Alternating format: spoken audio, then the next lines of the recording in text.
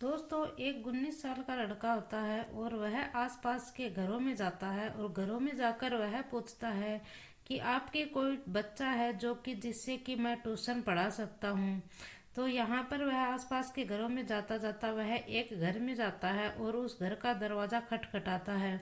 जैसे ही वह उस घर का दरवाज़ा खटखटाता हो तो उस घर से एक महिला निकल कर आती है और उस महिला की उम्र लगभग 33 साल के आसपास रही होगी। और उस महिला से वह महिला उस लड़के से पूछती है कि भैया क्या बात है, क्या परेशानी है।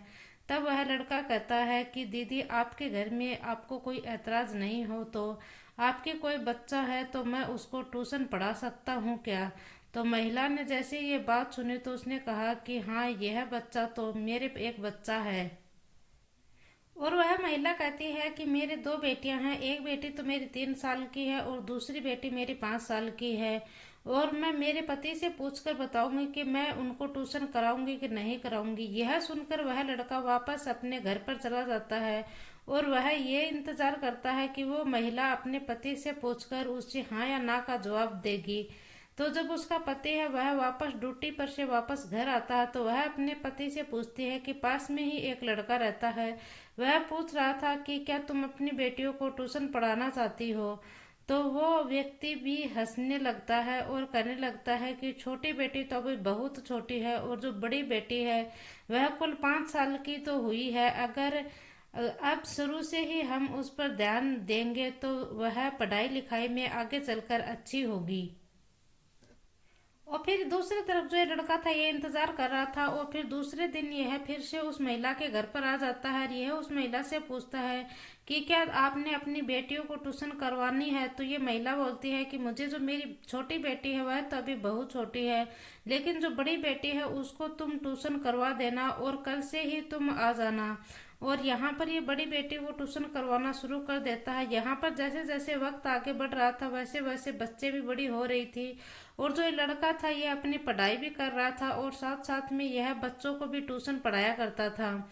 और तभी इसके मन है उसके अंदर गलत ख्याल आने लगते हैं और ये इस महिला के प्रति इसके मन में गलत ख्याल आने लगते हैं। पहले तो इसे ये दीदी दीदी बोलता था और लेकिन जैसे ही वक्त था ये आगे बढ़ रहा था तो ये महिला ये दीदी की जगह इसको नाम लेकर बोलना शुरू कर देता है। और फिर यहाँ पर जब नाम लेना शुरू हुआ तो यहाँ पर इन दोनों की दोस्ती हो जाती है और दोस्ती फिर इनकी कब प्यार में बदल जाती है इनको पता ही नहीं चलता। और फिर दोनों यह इस तरह रहने लग जाते हैं जैसे कि एक पति और पत्नी रहते हैं। और फिर ये जो लड़का था इसकी जो नज़र थी, इसकी जो बड़ी बेटी थी, इसकी भी इसके ऊपर ऐसी ही नज़र थी जैसे कि इसके माँ के ऊपर थी। और पहले तो ये इस लड़के को बेटी बेटी कहकर बुलाया करता था, फिर यह इसके जो शरीर के अलग अलग हिस्सों को अलग अलग तरह से गंदी नजर से इसके जो शरीर के हिस्से हैं उनको छूना शुरू कर देता है। तो इस माँ को ये बात पता चल जाती है। फिर इस माँ को इतना ज्यादा गुस्सा आता है कि गुस्से में यहाँ पर एक कत्ल कर बैठती है और इस कत्ल की गूंज वह पूरे प्रदेश में फैल उठती है। आज की इस कहानी के माध्यम से हम यही जानने की कोशिश करेंगे कि आखिरकार ये मामला पूरा क्या है। नमस्कार, राधे राधे, जय श्री कृष्णा। दोस्तों, मैं पूजा आज की जो सच्ची घटना मैं आपको सुनाने जा रही हूँ यह सच्ची घटना है उत्तर प्रदेश की राजधानी लखनऊ की। और लखनऊ के कंट्रोल रूम के 112 नंबर पर 8 दिसंबर 2025 की सुबह तकरीबन 9 बजे के आसपास का वक्त होता है और एक फोन आता है। जैसे ये फोन आता है तो उधर जो फोन उठता है और वह फोन उठाते आवाज लगाता है कि उत्तर प्रदेश पुलिस के 112 नंबर पर सेवा में आपका स्वागत है। हम आपकी क्या सेवा कर सकते हैं, हम आपकी क्या मदद कर सकते हैं।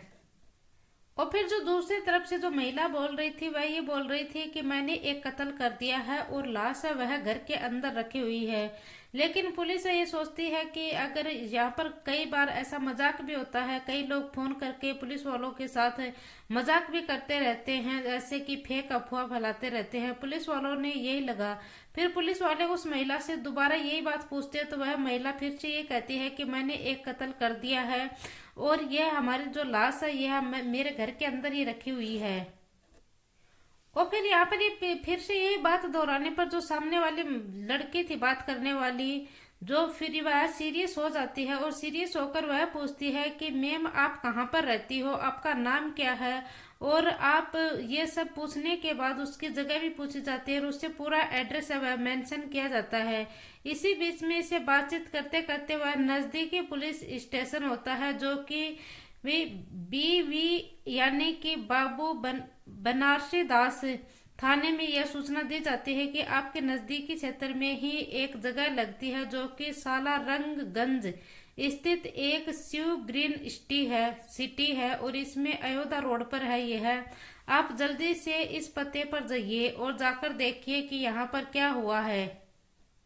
और फिर कंट्रोल रूम में यह सूचना पहुंचने के बाद जैसे पुलिस वालों को थानेदार कोई मामले की शुरुआत में उतनी गंभीरता से नहीं लेता है कि उन्होंने अपने सूत्रों से यानी कि जो ग्राम का प्रधान होता है मनोहर यादव उसको ये सूचना देता है और उसे कहता है कि जाकर तुम्हारे पास में ये घर है वहां पर जाकर देखना। और इस तरह की ये कुछ बात सामने आई है। प्रधान जैसे ही पुलिस को सूचना मिलती है तो प्रधान मनोहर यादव वह तुरंत मौके पर पहुंचता है और उस घर में जाता है। जब वह उस घर में जाता है तो घर का दरवाजा खटखटाता है और पूछता है कि क्या तुम्हारे तरफ से पुलिस को फोन किया गया था। तो महिला कहती है कि हाँ मेरी तरफ से पुलिस को फोन किया गया था। पूछा कि क्या तुम्हारे घर में किसी की लाश पड़ी हुई। तो महिला कहती है कि हाँ लाश पड़ी हुई है, आप अंदर आकर देख सकते हैं। तो जैसे ही वह ग्राम का प्रधान जाकर देखता है तो वह उसके होश उड़ जाते हैं। और फिर ये जो गांव का प्रधान था यह वापस उसी थानेदार को फोन करता है और उस थानेदार का नाम होता है राम सिंह। और उस राम सिंह को वापस फोन करता है कि साहब वाकई में यह बिल्कुल पक्की सच्ची खबर है और आप जितने जल्दी हो सके उतने जल्दी आ जाइए यहाँ पर। और फिर यहाँ पर तुरंत ही SP हो चाहे DSP हो और चाहे यहाँ पर तो तमाम अधिकारी हैं वह मौके पर पहुंच जाते हैं। और फिर यहाँ पर आकर वह देखते हैं कि एक करीब 32 साल की उम्र का लड़का होता है, नाम जिसका सूर्य प्रताप सिंह होता है। और सूर्य प्रताप सिंह की लाश थी और वही यहाँ इस घर में पड़ी हुई थी। और वह देखते हैं कि इस जो लाश पड़ी हुई थी इसके ऊपर जैसे कि किसी धारदार हथियार से इसे एक बार नहीं बार बार इसके ऊपर वार किया गया था। और फिर यहाँ पर जो पुलिस अधिकारी हैं वह इस लाश को अपने कब्जे में ले लेते हैं। और कब्जे में लेने के बाद दरअसल वह इस मामले को आखिरकार ये पूरा मामला है क्या और दरअसल जो ये मरा हुआ व्यक्ति है जिसकी उम्र 32 साल है और यह व्यक्ति कौन है। और ये व्यक्ति है ये पेशे से इंजीनियर बताया जाता है और यह एडवेयर कंपनी में जिसके और वह इंजीनियर होता है और यह मूलतः उत्तर प्रदेश के रहने वाला होता है और उत्तर प्रदेश का देवरिया थाने क्षेत्र का रहने वाला होता है। और यह बनवारी गांव लगता है इस क्षेत्र का और यह परगासिया भिक्कम वहां पर यह रहने वाला होता है। लेकिन जो इनका परिवार है वह लगभग 15 साल पहले ही यह लखनऊ में आकर शिफ्ट हो जाते हैं। और जो इसका बेटा था वह अलग रहता था और पिता इसका जाकिमपुर लखनऊ में रहता था। और 3 बेटियां थी और तीनों बेटियों में एक लड़का और जो 3 बहन थी इस लड़के के।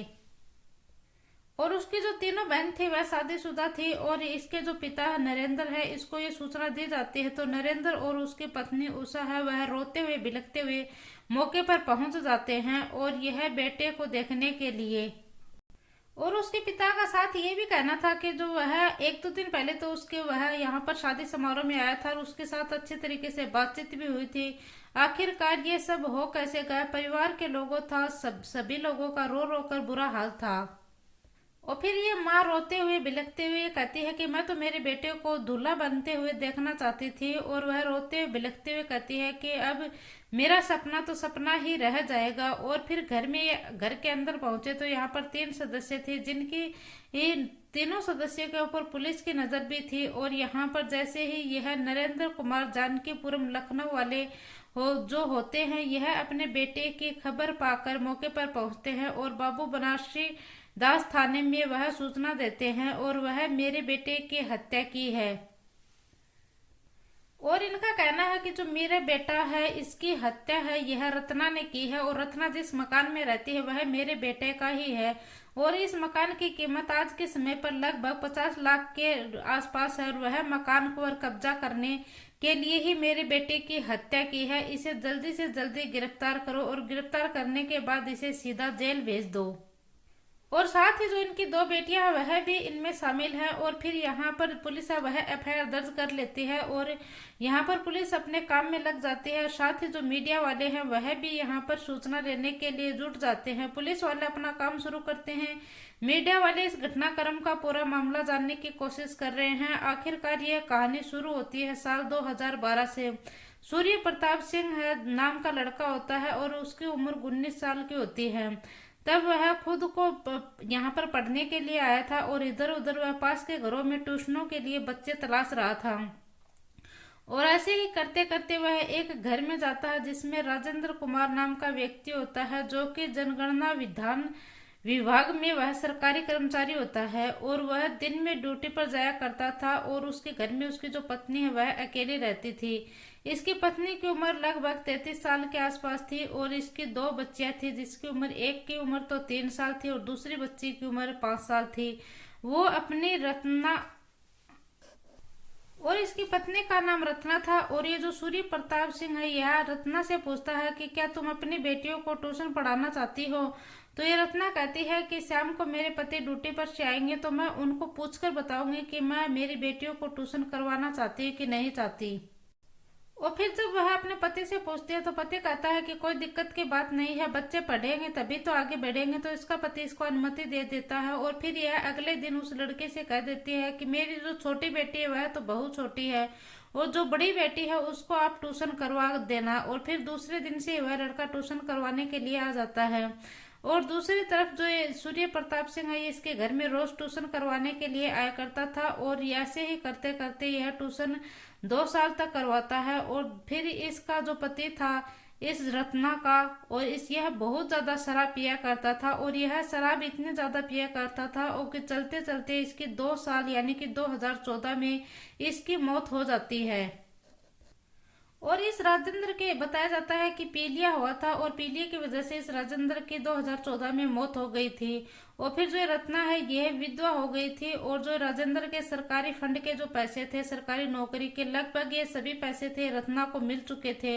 और साथ ही बताया जा रहा है कि इसकी पेंशन थी वह भी शुरू हो गई थी, घर का खर्चा चलना अच्छे से शुरू हो जाता है, और ऐसे ही करते सब कुछ अच्छे से चल रहा था। इसी बीच में जो रत्ना है वह अकेली हो जाती है। तब वह सूर्य प्रताप सिंह वह बच्चों को पढ़ाने के लिए घर पर आया करता था, तो उन दोनों की नजदीकियां थी वह बढ़ जाती हैं। और फिर इन दोनों पहले तो दोस्ती की, और दोस्ती के बाद यह कब प्यार में बदल गया पता ही नहीं चला। और फिर इन दोनों ने जो इनका रिश्ता था वह नजदीकियां बढ़ने लगी। तो जो लड़का था सूर्य प्रताप सिंह इसके घर वालों को, और साथ ही जो रत्ना थी इसके घर वालों को दोनों का पता चला, तो इन्होंने दोनों के परिवार वालों ने इन दोनों को रोकने की कोशिश की कि समाज है वह इस रिश्ते को कभी भी मंजूर नहीं करेगा, इसीलिए तुम अपने जो वो रिश्ता है वह यहीं पर रोक दो, इसे खत्म कर दो। लेकिन यह दोनों इतने करीब आ जाते हैं, वह इस रिलेशनशिप को खत्म नहीं करना चाहते थे। और फिर ये जो सूर्य प्रताप सिंह था यह इंजीनियरिंग की पढ़ाई कर रहा था, और फिर इसकी नौकरी लग जाती है। वक्त आगे बढ़ता जाता है, और धीरे धीरे जो इनके परिवार वाले हैं वह रोकने टोकने शुरू करते हैं। तो तब ये साल 2020 में सूर्य प्रताप सिंह है यह इस रत्ना को अपने घर पर किराए रख लेता। किराए तो क्या लिया होगा, इसको अपने घर पर रख लेता। साथ ही जो इनकी दोनों बेटियां हैं इसको भी अपने घर पर रख लेता है। और जैसे ही वक्त आगे बढ़ रहा था, और जो इसके जो ये सूर्य प्रताप सिंह है इसकी नजर इसकी जो बड़ी बेटी है इसके ऊपर खराब दिखने लगी थी। और वह उन बेटियों के ऊपर इतनी नजर रखा करता था कि ये मोबाइल यूज करती कि नहीं करती, ये किससे मिलती है किससे नहीं मिलती, और यह सब देखती थी। तो रत्ना को ऐसा लगता था कि देखो यह भी एक पिता की भूमिका निभा रहा था, लेकिन उसको नहीं पता था कि जब भी उसकी बड़ी बेटी से मिलता था तो उस बेटी को यह गलत तरीके से छुआ करता था, उसके शरीर के अलग अलग हिस्सों को यह गंदी नजर से छुआ करता था, उसको यह बदतमीजियां को शुरू शुरू में तो यह बेटी थी यह शांति से यह सह लेती थी, लेकिन जब बात हद से ज्यादा बढ़ जाती है तो यह बच्ची है यह बातें नहीं सहन कर पाती है। फिर यह माँ को यह बात, सभी बातें हैं ये माँ को पता चल जाती है। फिर इस माँ को गुस्सा आता है। आखिरकार वह तारीख आती है, 7 दिसंबर 2025 की तारीख होती है। सूर्य प्रताप सिंह है वह अचानक से जो बड़ी बेटी होती है उसका फोन लेता है और फोन में वह देखता है कि कोई लड़के का चेहरा दिखाई देता है। उसे वह यह फोटो किसकी है यह पूछना है, किसकी नहीं है यह पूछना उसने उचित ही नहीं समझा था। सूर्य प्रताप सिंह को बहुत ज्यादा गुस्सा आता है और वह इतना गुस्सा आता है कि वह इस लड़की को खींचते हुए कमरे के अंदर लेकर जाता है और इसके साथ अभद्रता करता है। लड़की को यह जोर जोर से चीख रही थी, चिल्ला रही थी। जो छोटी बेटी थी वह जाकर अपनी माँ से बोलती है कि देखो माँ, आज दीदी को फिर से परेशान किया जा रहा है। बाहर चीखने की आवाज जा रही थी लेकिन पड़ोसियों को इनसे कोई मतलब नहीं था, क्योंकि घर में चीखने चिल्लाने की आवाज अक्सर आया करती थी और वह कोई पहली बार की बात नहीं थी। माँ को ज्यादा गुस्सा आता है और वह अपनी छोटी बेटी के साथ दरवाजे पर जाती है और बार बार दरवाजा पीटती है। कहा जाता है कि खोलो। जब जाकर दरवाजा खुलता है तो माँ को बहुत ज्यादा गुस्सा आता है। माँ रसोई में जाकर एक चाकू लेकर आती है और दरवाजे जैसे ही खुलता है तो वह अपनी बेटी को आदेश देती है कि इसे पकड़ लो और पकड़कर इसे उठाकर पटक देती है। और फिर ये दोनों बेटियां ये इसे उठाकर पटक देती हैं और फिर ये जो माँ है यह एक चाकू से इसके ऊपर बार बार वार करती है, इसके गर्दन के ऊपर। जब तक वार करती है तब तक इसकी मौत न हो जाए और आखिरकार इस व्यक्ति ने दम तोड़ दिया था। जब ये माँ बेटी समझ ही नहीं पाते हैं कि रात के तकरीबन 11 बज चुके हैं, 7 दिसंबर 2025 की ये रात थी। आखिरकार ये हुआ तो हुआ क्या है, कैसे हुआ है। और अब ये तीनों वो जो थे एकदम से सदमे में थी, तीनों माँ बेटी, और दूसरे कमरे में जाकर ये बैठ जाते हैं और फिर इंतजार कर रहे हैं कि आखिरकार करे तो क्या करे। इन्हें जब कुछ भी समझ में नहीं आता है तो यह 10-12 घंटे बीतने के बाद जाकर जब सुबह होती है तो तकरीबन 9 बजे के आसपास तारीख होती है। ये 8 दिसंबर 2025 की जो ये महिला होती है रत्ना, यह पुलिस को फोन करती है और कहती है कि साहब मैंने एक कत्ल किया है। पुलिस आती है। हालांकि वह इस एक पहलू की जांच पड़ताल की जा रही थी और वाकई में यह महिला अपनी बच्चियां भी शामिल थी और खाली महिला ही अकेली इसमें शामिल नहीं थी, कोई बाहर का आदमी इसमें शामिल नहीं था। इसमें कोई बाहर का व्यक्ति शामिल है कि नहीं ये तो जांच पड़ताल के बाद ही पता चलेगा, लेकिन जो इंजीनियर था इसकी हत्या की चर्चा अब चारों तरफ फैल गई है। माँ को ये बैड टच बिल्कुल भी पसंद नहीं था और बच्चे को भी ये बैड टच बिल्कुल भी पसंद नहीं था, इसीलिए इसकी हत्या हो जाती है। अब घर वालों का भी रो रो कर बुरा हाल होता है और पुलिस अब वह हर एक पहलू की जांच पड़ताल में लगी हुई है। अब पुलिस का यह दावा है कि जितने जल्दी हो सके इस घटनाक्रम का खुलासा किया जाए और जो आरोपी है उनको सजा दिलाई जाए। दोस्तों, इस पूरे घटनाक्रम का सुनाने का उद्देश्य मेरा किसी को दिल को ठेस पहुंचाना नहीं है, किसी को परेशान करना नहीं है, बल्कि आपको जागरूक करना है, सचेत करना है। जय हिंद, जय भारत।